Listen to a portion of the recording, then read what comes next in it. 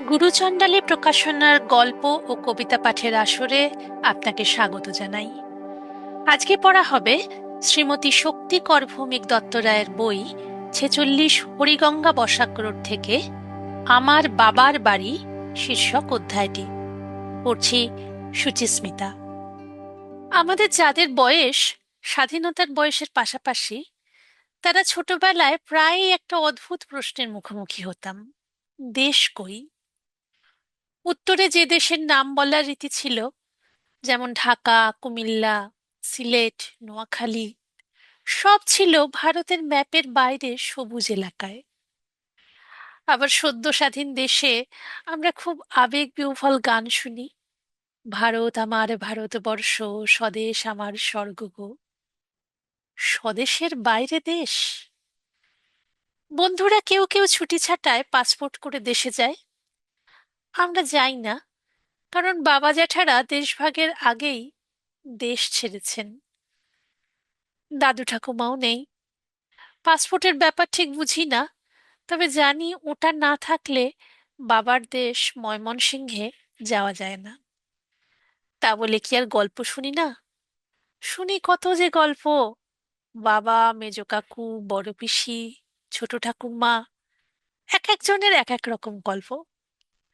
আর এক রকম গল্পও শুনি রান্না পিসির ছেলে, কি ছিদ্দিক চাচা আর বাজনাদার নাগরজি চোরা পথে বাধ্য হয়েই জীবিকার প্রয়োজনে মরিয়া হয়ে আসা যাওয়া করে। অপরাধ? কে জানে। রাতারাতি একটা দেশ টুকরো হয়ে গেলে এরাই বা কি করে। আমার দেশ এবং জন্মভূমি দুই ভারত। এখানেই লেখাপড়া, জীবিকা, সন্তানদের জন্ম, সংসার যাপন, যত সুখস্মৃতি এই দেশে। আজকের বেদনা বিথর রাতে এই আকাশেই মুক্তির আশ্বাস খুঁজি। ঝুরঝুর ঝরে যায় স্মরণ শিশির। তবুও ওপার বাংলার পিতৃভূমির না দেখা অভিজ্ঞান মন ব্যাকুল করে। সে ব্যাকুলতা নস্টালজিয়া। এই শব্দের প্রতিশব্দ খুঁজি না, এই স্মৃতিঘের দুঃখ দেয় না, বরং রবীন্দ্রনাথকে মনে পড়ায়। বাজিল বুকে সুখের মতো ব্যথা। আমরা ঘর হারা নই, ঘর ছাড়া। দেশভাগের আগেই যে কথা ও প্রতিবেশীদের রূঢ় ব্যবহার পাননি। অষ্টগ্রাম তার কাছে ছিল স্বর্গপুরী বিশ্বশোভা, সেইখানেতে গেছে চুরি। বাবার বাড়ির গল্পে বাবাকেই কাছে পাই।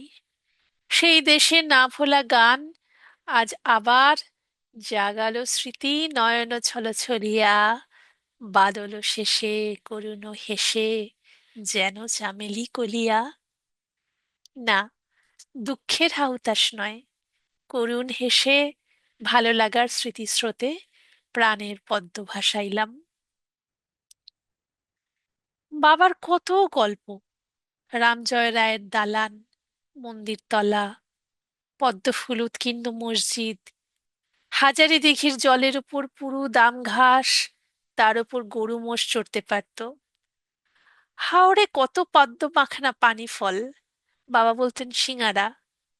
খাদ্যমূল্য নাকি প্রচুর, ওই খেয়ে ওদের অমন সুস্বাস্থ্য আর উদ্যম। বাঘ সাপ কিচ্ছুকে ভয় পেতেন না।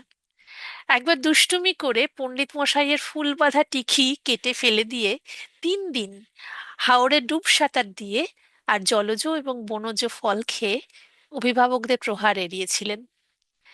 জেলেদের হাত দিয়ে এক স্নেহময়ী ঠাকুমা সন্দেশ, নাড়ু, মোয়া পাঠিয়ে দিতেন। না হলে কি খাইবাম, বাঁচবাম কেমনে। শুনেছি অষ্টগ্রামে ভালো পনির তৈরি হতো। অষ্টগ্রাম সাধারণ পাঠাগারে ছাপ মারা নবীনচন্দ্র সেনের গ্রন্থাবলীর ভগ্নাবশেষ এখনো আমার কাছে আছে। গর্ব করতেন ব্রিটিশ গেজেটে কতবার কি কারণে অষ্টগ্রামের উল্লেখ আছে। বাবার জন্মের আগে, ঊনবিংশ শতাব্দীর প্রথমে, এক ভয়াবহ ভূমিকম্পে গৃহদেবতার মন্দিরের ভিত্তিতে ফাটল ধরে যায়। বাসুদেব স্থানান্তরিত হন পুরোহিতের দেবোত্তরে। আমরা জানি না গৃহহীন ভক্তের গৃহহারা ভগবান আজ কোথায় আছেন। দিনে একবার দুটি বাতাসা, ফুলচন্দন, তুলসী পাতা তার কপালে জুটছে কিনা। কত গল্প শুনেছি, ভুলেও গিয়েছি। জীবনের সকাল দুপুরে মনে রাখার মতো অনেক গল্পের ভিড়ে চাপা পড়ে গিয়েছিল সেই পুরনো দেশের গল্প।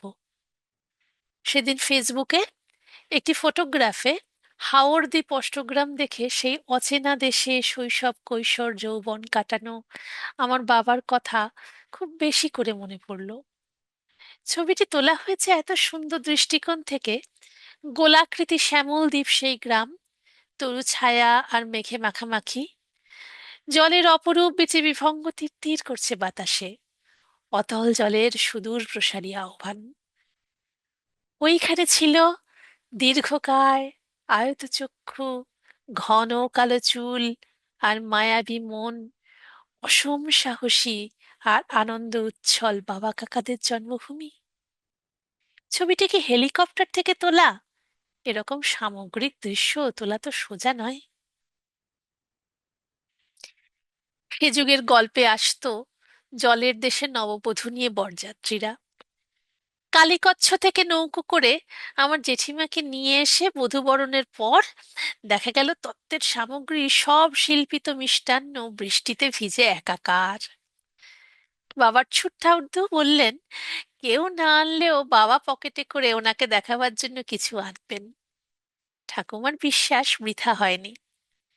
বাড়ির বালিকা বধূদের জন্য হাওর ঘিরে দেওয়া হতো ইকড়া বা নলখাগড়ার বেড়া দিয়ে। তারা সাঁতার কাটতেন, মাছও ধরতেন। বউ হলে কি হয়, পোলা পান্ত। বাড়িতে একটি বংশাবলী ছিল, হয়তো সবটা সত্য নয়, হয়তো অতিশয়োক্তি আছে, আবার কিছু ইতিহাসের উপাদান এসব বইয়ে থাকেও।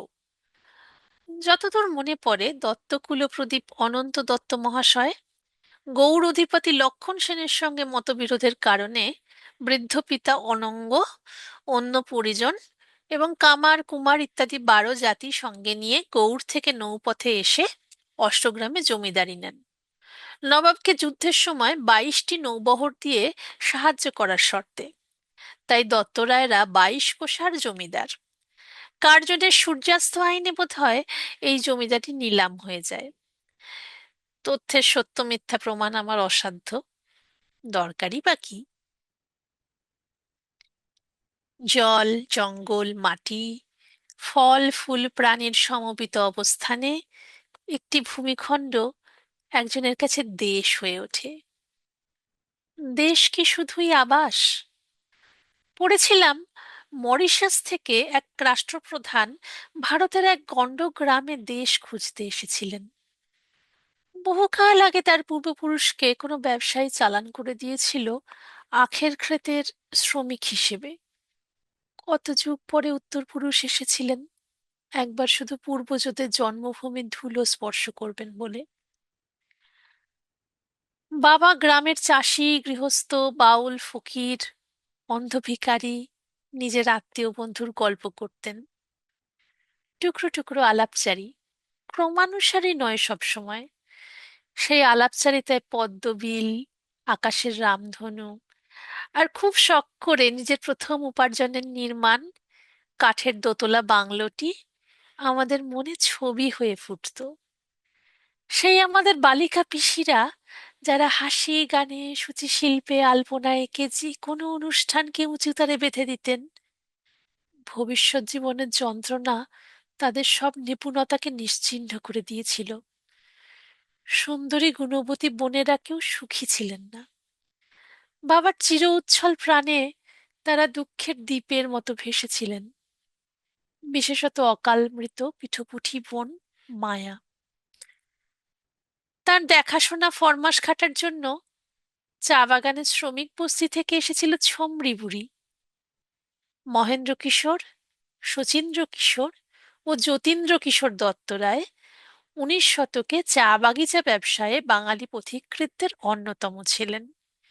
সেই চা বাগানের সূত্র ধরে অষ্টগ্রাম দত্ত রায়দের অন্তঃপুরে ছমরি বুড়ির আগমন।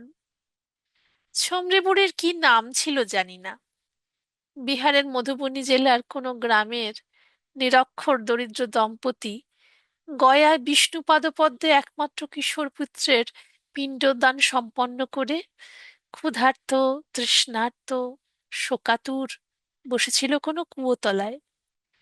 সরল গ্রামীণ দম্পতি পড়ে যায় আর কাঠির খপ্পরে, চালান হয়ে যায় দুজন দু জায়গায়।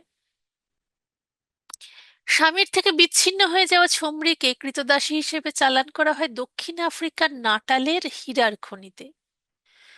দু চারবার হাত বদল হয়ে আসে আসামের চা বাগানে কুলি হিসেবে। সেখান থেকে সে আসে শিশুদের আয়া হিসেবে বাগান মালিকের অন্তঃপুরে। ছমরি বুড়ি যথার্থই ছিল সর্বহারা, গৃহ, পুত্র, পরিজন, এমনকি নিজের নামটিও হারিয়ে গিয়েছিল।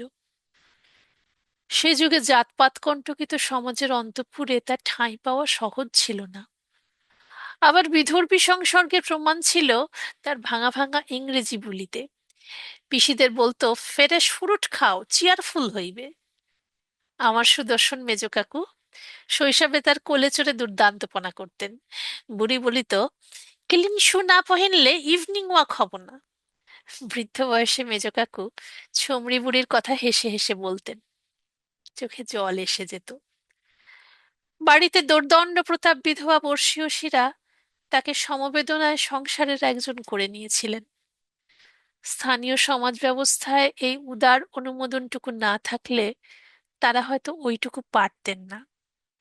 বৃদ্ধার মৃত্যুর পর বাড়ির ছেলেরা তার সমানুগমন করেন। সেকালের গৃহিণীদের কথাও মনে পড়ে। দিন কেটে যেত এত বড় পরিবারের ঘরকন্নার কাজে, জলখাবার, পাকঘর সামলানো, ব্রত পার্বণের আয়োজনে। দুপুরে দিবানিদ্রা কি করি খেলা, লেস বা উল বোনা, এমব্রয়ডারি করে। রাতে নাকি ঠাকুমা আর তার শাশুড়ি এক লণ্ঠনের আলোয় বই পড়তেন। প্রপিতামহী কুঞ্জশ্রী দত্ত রায় অসুখে বিসুখে প্রজাদের চিকিৎসা করতেন। গাছগাছরা থেকে প্রাপ্তব্য সহজলভ্য ওষুধ। অনুপান দিতেন দুধ, ঘি, মধুর মতো কিছু। কেন? নইলে লোকে তুচ্ছ বলে অবহেলা করবে যে। লোক চরিত্র খুব বুঝতেন। নদীপথে ডাকাতের ঘাটেই রাতে নৌকো বাঁধতে বলতেন, ডাকাতি এড়ানোর জন্য। জমিদারের পোষা ডাকাত দলও থাকতো, বাধ্য অনুগত। এখনো এমন শাসন ক্ষমতা বজায় রাখতে ক্রিমিনাল পাওয়ার সাহায্য করে। বাবার দূর সম্পর্কিত ধন্দি, নাম শুনেছি অমলা, শিশু ভবনে রবীন্দ্রনাথের জীবিতকালে কি কাজে যুক্ত ছিলেন। বাবার জন্ম সময় জোকার অর্থাৎ উলুধ্বনি শুনে ছুটে দেখতে এসেছিলেন, এসব গল্প করতেন। তার কাছেই মনে হয় শুনেছিলাম এক অভিশাপের কাহিনী। বাবা এসব গল্প ছোটদের শোনাতেন না। সে আরো দু তিন পুরুষ আগের কথা, সত্যি হতে পারে, নাও হতে পারে। অন্দরের পুকুরে স্নান করত বাড়ির মেয়ে বউরা। এক লম্পট বামুন ঝোপালো বরুণ গাছের আড়াল থেকে নজর করছিল। ধরা পড়ে আত্মপক্ষ সমর্থনের সুযোগ পায়নি অভিযুক্ত, শুলে চড়ানো হয়েছিল। 3 দিন রোদে বৃষ্টিতে বৃদ্ধ ব্রাহ্মণ প্রতি মুহূর্তে অভিশাপ দিয়েছিল, এই বংশ ভিটে ছাড়া হবে। পিসি ফোকলা মুখে ফোঁপাতেন, ভগবান বদমাইশ হইলেও বাউন ভালোবাসে, বলছে তো অভিশাপ। ভূতের গল্প, চোরের গল্প, মারপিটের গল্প গ্রামের বাতাসে ভেসে বেড়াতো। বাবা তার স্বর্গপুরীর আখ্যান থেকে সেসব বাদ দিতেন। বাবার গল্প শেষ হতো এক সহজ কবিতায়, আমাদের ছোট গ্রামে ছোট ছোট ঘর, থাকি সেথা সবে মিলে, নাহি কেহ পর, পাড়ার সকল ছেলে মোরা ভাই ভাই। হায় রে, এক প্রজন্ম পেরিয়েই আমরা ভাই ভাই ঠাঁই ঠাঁই। অষ্টগ্রাম তার উদার দিগন্ত বিস্তারী প্রকৃতি, ধানক্ষেত, কাশবন আর হাওরের অকৃপণ ভালোবাসা দিয়ে ওখানকার মানুষের মনগুলিকেও যেন সজীব, গতিবান আর সহৃদয় করে করে দিয়েছিল। যুগটি আজ থেকে অনেক আগের। জলবিষ্ঠিত দ্বীপের মতো এই গ্রামটিতে নিজের মতো একটা উদার সমন্বয়ী মানবিক সংস্কৃতি গড়ে উঠেছিল। অষ্টগ্রাম হয়তো কিছুটা বিচ্ছিন্নতার জন্যই স্বাতন্ত্র্য বজায় রাখতে পেরেছিল। আলিমুদ্দি মিয়া, বাদল সোরেন, নাগা পাহাড় থেকে পথ ভুলে চলে আসা ফেরিম পাগলা, সবাইকে পরিবারে জায়গা দিতে কুঞ্জশ্রী ঠাকুরন বাধা পাননি। সম্প্রীতির অভাবের কথা আমার আত্মীয় স্বজনদের মধ্যে কখনো শুনিনি। ব্রাহ্ম প্রভাবিত ময়মনসিংহে ঊনবিংশ শতাব্দীর রেনেসাঁর সময় থেকেই ব্রাহ্ম সমাজের মন্দির সভাগৃহ ছিল বলে শুনেছি। পিতৃকুলে কেউ কেউ ব্রাহ্ম ছিলেন। প্রপিতামহ কৃষ্ণকিশোর দত্ত রায় নিরাকার ব্রহ্মের উপাসক ছিলেন না। কুলদেবতা বাসুদেব পূজিত হতেন। দোলের আমন্ত্রণ, হিন্দু মুসলমানের সমবেত আনন্দের পঙ্ক্তি ভোজনের সমারোহে খ্যাত ছিল। বৈষ্ণব পরিবার দুর্গাপুজো করতেন না, কিন্তু বিজয়া এবং আগমনী গানের আসর হতো। মনসা পূজায় মুসলিম পরিবার থেকে কলা, দুধ, শসা, আখের এত যোগান আসতো যে বিরাট উঠোনে জায়গা হতো না। কিন্তু আচার বিচারের ছুঁতমার্গ, জাতিভেদ একেবারেই অনুপস্থিত ছিল। বাবার কাছে মহরমে সুদৃশ্য চাজিয়া আর মিছিলের গল্প শুনতাম। বাবার বন্ধু স্থানীয় তসির আলী, কাকু বলে ডাকতাম, পড়তে দিয়েছিলেন মীর মোশাররফ হোসেনের বিষাদ সিন্ধু। হায়ার সেকেন্ডারি পরীক্ষার পর বিষাদ সিন্ধুর কাহিনী কল্পনা করে কত দুপুর কেটে গেছে। ঈদের দাওয়াতের যে রেওয়াজ গ্রামে ছিল, বাবা যখন দরং দেয়ার চারদুয়ারে থাকতেন তখনও দেখেছি ময়মনসিংহের প্রাক্তন অধিবাসী আসামের মুসলিমরা সেটা বজায় রাখতেন। তাদের বাড়ি থেকে চমৎকার বড় বড় চালের পাতলা রুটি, সেমুই আর মন্ডা আসতো ঝুড়ি ভরা। একজন বড় পীর আসতেন ব্রহ্মপুত্র উপত্যকায় প্রতি বছরই, কিশোরগঞ্জ থেকে। বাবাকেও খবর পাঠাতেন, এক দেশের মানুষ তো। তাসির আলী আদতে ছিলেন সিলেটের। মহাপ্রভুর পৈতৃক গ্রাম ঢাকা দক্ষিণ ছিল তার বাড়ি। বলতেন, বুঝলেন কি মাইন্নি, মানে বুঝলে মা, সারা পৌষ মাস মহাপ্রভুর মন্দিরে মেথির যাও, মানে মেথির খিচুড়ি প্রসাদ হতো। সে প্রসাদ খেলে কোনো হুড়ুতার অর্ধি হইতো না, মানে কোনো বাচ্চার সর্দি হতো না। হিন্দু মুসলমান সব শিশুদের নাস্তা হতো মহাপ্রভুর বাল্যভোগের খিচুড়িতে। এসব গল্প শুনে বিশ্বাসই হয় না যে হিন্দু মুসলমান সাধারণ মানুষ ঝগড়া করে দেশটা ভাগ করেছে। দেশ টুকরো হয়ে গেছে স্বার্থের রাজনীতিতে। বাবা আর কাকু তাসির আলী সমস্বরে আক্ষেপ করতেন, চূড়াহগল, মানে সবকটা চোর। সেই ক্ষোভ বোধহয় সেদিনের আপামর জনতার। বিশ্বাসঘাতক রাজনীতি। সে যাক, দেশভাগ একটা বাস্তবতা, দুঃখের কথা। কিন্তু ভালোবাসার কি অতীত হয়? আমাদের ছোটবেলায় কি আর এমন পড়ার চাপ ছিল? প্রজেক্ট ছিল না, হোমওয়ার্ক আর কি এমন থাকতো? টিভি নেই, সিরিয়াল নেই, সেসব কবেকার সন্ধেবেলা।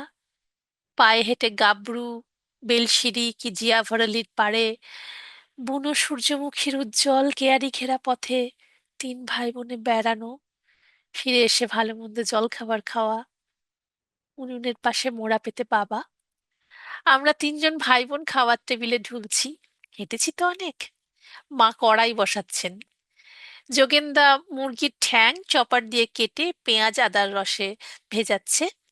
পীর দিদি মুড়ির গুঁড়ো তৈরি করে রেখেছে, আজকে কাটলেট হবে। কায়েরি বুড়োর কাজ সকালে, গরু চড়ানো, আজকে সন্ধ্যায় হাজির। পীর দিদি ডেকে এনেছে, কাটলেট হবে, খাবে না বুড়ো? তাসির আলীকে বাবা সমাদরে ডেকেছেন চা খেতে। ভুটিয়া কুকুর জ্যাক ধৈর্য ধরে অপেক্ষায়, যদি যোগেনদা কৃপা করে কিছু দেয়। বাবার মন চলে গেল কিশোরগঞ্জে। ছিপ নৌকা, নৌকো বাইচ, ভাটিয়ালি গানের পাথারে ভেসে যাচ্ছে বেড়ানো সুর, সারি গান, জারি গান। এতদিন আগে শুনেছি, কি করে মনে আছে জানি না, গাজীর পট আর গাজীর গানের কথা, গাছের উপকারিতা, সমাজ রীতি। গাজীর গানে কলা গাছের মাহাত্ম্য বর্ণনা। আইন জল খাই, বুগোইল খাই, পাকনা কলা ছুলিয়া খাই, খুলবি না হয় না রে ভাই হিন্দুর ছড়াত। মুসলমান গাজির গানে সিঁদুরের বর্ণনা এরকম: দেবলোকে পড়ে সিন্দুর পায়ে দিয়া ছটা, নরলোকে পড়ে সিন্দুর কপালে দিয়া ফোঁটা। এইসব গল্প শুনতে শুনতে আমাদের ঘুম কেটে যায়। শীত কনকনে, গরম কাটলেট, মজাই মজা। পোস্টকার্ড কেটে তালপাতার সেপাই বানিয়ে ছায়াবাজি খেলা। কোনোদিন সকালে বেড়াতে বেড়াতে শুনতাম শীতের ভোরে গ্রামের মেয়েদের মাঘমণ্ডল ব্রত, কি ঠুনকি মানকি নামের অচেনা দেবতার ব্রত, যা শুধু অষ্টগ্রামের নিজস্ব। আতকা পীরের পূজা। এই আকস্মিক বিপদ আপদ থেকে অষ্টগ্রামের হিন্দু মুসলমানকে তিনিই বাঁচান। তার নাম কে আর জানে, বাবার বাড়ির লোক ছাড়া? তা বলে রোজ কি কাটলেট হয়? মা আজ বেসন দিয়ে কাঁকরোল ভাজছেন। গরম তেলে গোল করে কাটা বেসন মাখা ভাজাগুলোকে দেখাচ্ছে যেন ছোট ছোট সূর্যের মতো। ভাই তাই বলে, আজকে আমরা সূর্য ভাজা খাবো। অমনি বাবার মনে পড়ে, ওরা শৈশবে খেতেন চোখ নখ ভাজা। মানে মিষ্টি কুমড়োর খোসা কুচিয়ে কেটে ভেজে ওই সঙ্গে কুমড়োর বিচি ভাজা মিশিয়ে নিলে একটা হয় চোখের মতো, একটা দেখায় নখের মতো। ব্যাস, হলো চোখ নখ ভাজা। মা কুমিল্লার মেয়ে, কোনোদিন ময়মনসিংহ যাননি বলেন। কি নামের ছিরি! বাবা মাকে একটু খ্যাপান অবিভক্ত ভারতের ত্রিপুরা জেলার শুঁটকি মাছ প্রীতি নিয়ে। আচ্ছা, অষ্টগ্রামে কি শুঁটকি চলে না? বাবাকে জিজ্ঞেস করা হয়নি। তারপর সেওয়াই সন্দেশ, রকমারি নিরামিষ রান্না আর জলের দেশ। মাছের কথা তো বলে শেষই হতো না। তবে আমার মনে হচ্ছে বরিশালের মানুষেরা যেমন ইলিশ মাছের গল্প করেন, বাবা ইলিশ মাছ খেতে ভালোবাসলেও অষ্টগ্রামে ইলিশ মাছ ধরা টরার গল্প শুনিনি। অষ্টগ্রামের হাওর বা নদীতে কি ইলিশ ধরা পড়ে না? অষ্টগ্রাম নিয়ে এসব কত স্মৃতি বাবার মনের মঞ্জুসাটি পূর্ণ করে রেখেছিল। অষ্টগ্রাম নিয়ে কথা আমাকে বাবার সান্নিধ্যে ফিরিয়ে নিয়ে যায়, দুঃখে নয়, ভালো লাগায়। দিগন্ত বিস্তৃত স্রোতবান হাওরের কোলে এই বিশাল গ্রামটিতে জন্মেছিলেন বলেই বোধহয় আমার বাবা চিরকাল হেথা নয় হেথা নয়, অন্য কোথা, অন্য কোনোখানে জীবনের নৌকো বেয়ে বেড়ালেন। আমাকে দিয়ে গেলেন সেই সুদূর পিয়াসার উত্তরাধিকার। মনে পড়ে ছোটবেলায় খাওয়ার টেবিলে বসে ঢুলছি রাতের বেলা, বাবা বলছেন, বাবারে খাও পেট ভইরা, তাড়াতাড়ি বড় হও, আমরা হিমালয় যাইমু, সান্দাক ফুগিয়া পয়লা ক্যাম্প, তেনজিং পাঠছাইন, আমরা পারতাম না। গল্পে শোনা অষ্টগ্রাম তার হাওর আর সবুজ আম জাম হিজল গাছের সুগন্ধি হিল্লোল পাঠায় পরিযায়ী আমাদের মগ্ন চেতনায়। বাবা যেন এখনো ডাকেন, হিমালয়ে জন্মে নাই বা গেলাম, একবার নৌকা ভাসিয়ে দিয়ে পৌঁছে যাই পদ্মলতায় ছাওয়া হথই হাওরে। বাবা শেষের দিনে বাবা বলেছিলেন, একবার যদি অষ্টগ্রাম বাড়িতে গিয়ে দেখে আসতে পারতাম। হাওর ঘেরা অষ্টগ্রামের ছবি দেখে আমারও মনে হলো, একবার যদি বাবার বাড়ি যেতে পারতাম, নাইবা গেলাম বরফ চূড়োয়, হিমালয়ে। আজকের পাঠ এখানেই শেষ হলো। আমাদের পাঠের আসরে যোগ দেওয়ার জন্য আপনাকে অসংখ্য ধন্যবাদ। ভালো লাগলে, ইচ্ছে হলে লাইক শেয়ার করতে পারেন, সাবস্ক্রাইব করতে পারেন আমাদের চ্যানেলে, যাতে নতুন পাঠের খবর সরাসরি পৌঁছে যায় আপনার কাছে। আমাদের বইগুলি পাওয়ার জন্য আমাদের ওয়েবসাইটে বা কলেজ স্ট্রিটে পুটিরামের উল্টো দিকে আমাদের দোকানে অথবা ফোনে যোগাযোগ করতে পারেন। ঠিকানা ও ফোন নম্বর এই ভিডিও ডেসক্রিপশনে দেয়া থাকবে। নমস্কার।